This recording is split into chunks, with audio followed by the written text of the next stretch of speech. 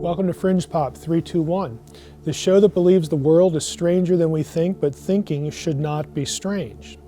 Let's start this episode with a riddle. What do all of the following have in common? Ancient aliens, lost continents like Atlantis or Lemuria, climate catastrophism, giants, pyramids, and megalithic architecture like Stonehenge. Now, the question is admittedly a little deceptive. If I had asked who do those things have in common, you'd probably guess. And the answer is Helena Petrovna Blavatsky and her system of theosophy. All of those things are integral parts to her system. Here's a less obvious question. What teaching of Blavatsky binds all these things together and, not coincidentally, provides writers 100 years later with a lot of material for their books on ancient aliens and alternative fringe history? The answer is Blavatsky's concept of root races, and that's the topic for our next episode. Before we get too far into Blavatsky's doctrine of root races, we need to make clear what she wasn't talking about, and that is modern Western theories of race that would ultimately lead to what we know as racism. Blavatsky's idea, according to the Theosophy Wiki, does not refer to ethnicities or to racial concepts of the modern world. Blavatsky did not share many of the concepts of race that we can learn about in the 18th, 19th century West and on into the 20th century, where race was really something of an obsession. For her, a root race referred to a cycle of evolution toward divinity. It wasn't about physical difference or ethnicity. All humans of all the evolutionary cycles had the same divine spark in her thinking. And that made all of the races the same in some essence. So Blavatsky was not a racist, like we think of that term today. Again, what she was talking about was evolution toward divinity. Before we launch into the specific root races of Blavatsky's system, these cycles, we need to sort of get the basic idea in our heads. Blavatsky taught that humanity evolved from immaterial beings from somewhere in the universe, which itself was a product of evolution from an unknowable divine source. Now, obviously, that's a pretty easily identifiable ancient aliens element. According to the Theosophy Wiki, root race, though, refers to the theosophical concept that refers to successive evolutionary stages through which humanity goes in its pilgrimage on our physical plane. It just happens to start in outer space. For Blavatsky, the physical aspects of human evolutionary development were of minimal importance. The real issue in a race's advanced status was how often it had reincarnated toward spiritual perfection or toward divinity. Each root race was primarily a cycle of spiritual development. Blavatsky taught, and Theosophy believes, that human evolution in cycles toward divine perfection is an outgrowth of a more grand cosmic evolution. If you remember, her term for that was cosmogenesis. The universe itself and everything in it is evolving, and what we today recognize as humanity is a byproduct of this grander process. We need to get a bit more specific with respect to Blavatsky's approach in her root races idea. Now, she believed, again, that the universe itself evolves in various stages, and she had different names for those stages. She used names like round and planetary round, and so on and so forth. It was actually a highly developed system. Humanity evolves in its own cycles within the universal cycles of evolution. So it's kind of an evolutionary system within another evolutionary system. And again, these cycles are septenary. They run in cycles or stages of 7. There are 7 root races in Blavatsky's worldview, and 7 subraces in each root race. The relationship between the evolving universe and the root race is as follows. Notice the cycles of 7, and these cycles are interrelated. There are 7 subraces that make up one root race.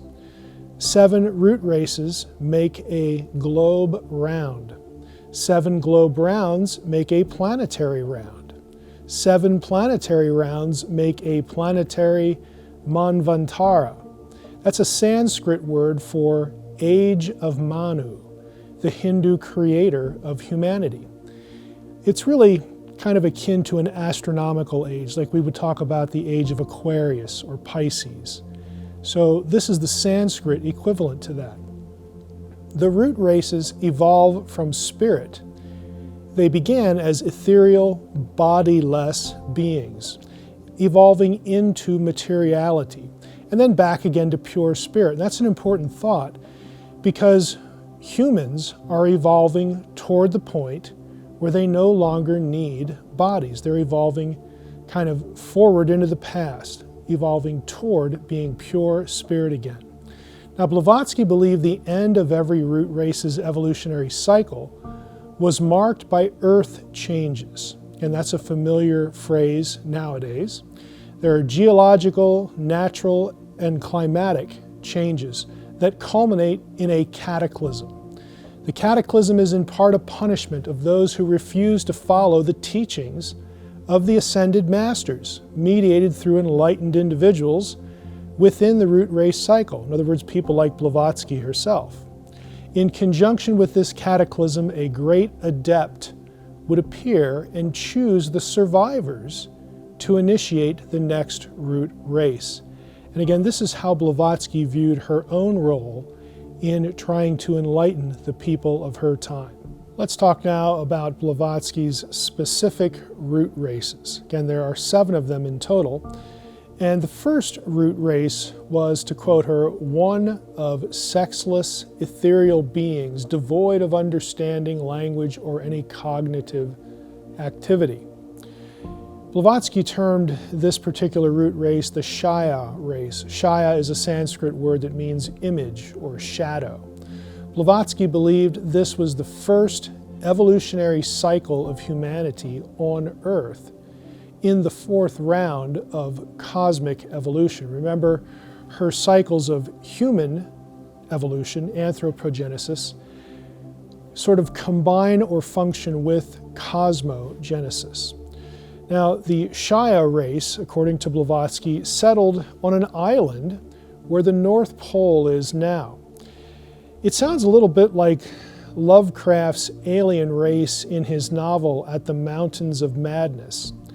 And I don't think that's a coincidence, actually, as Lovecraft, born in 1890, did know Blavatsky's work.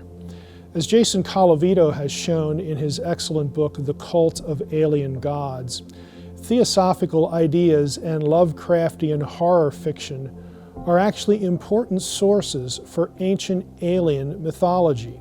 They sort of cross-fertilize one another, and they get repurposed, these ideas do, in what we think of as ancient astronaut or ancient alien theory.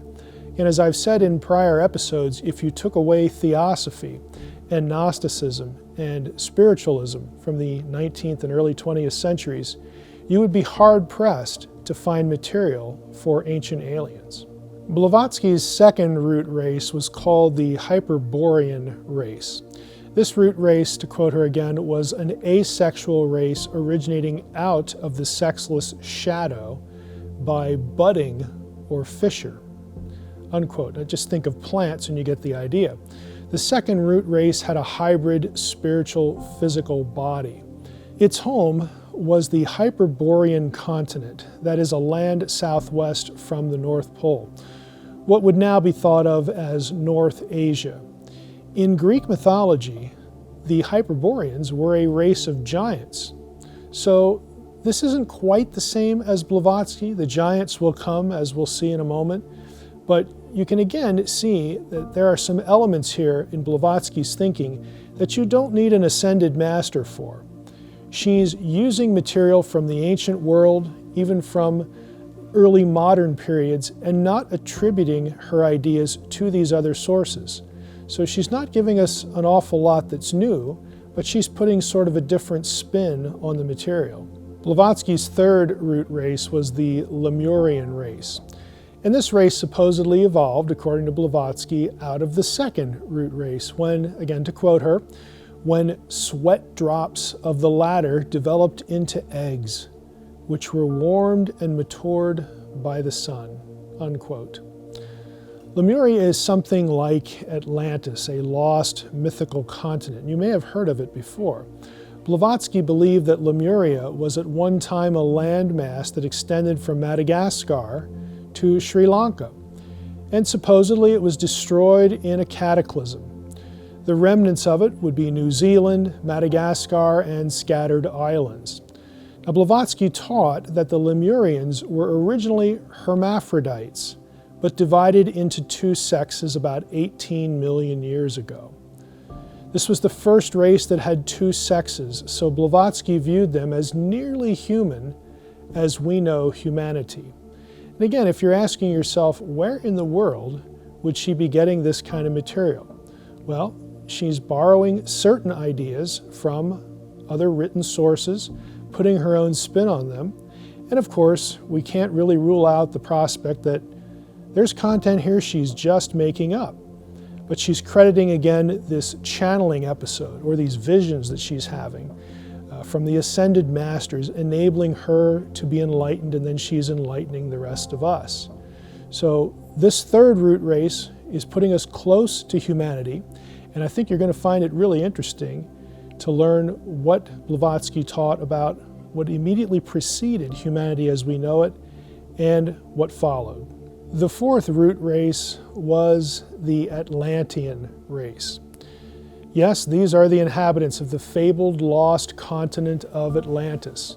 For Blavatsky, the Atlanteans were the first truly human race, evolving over the course of 4 to 5 million years.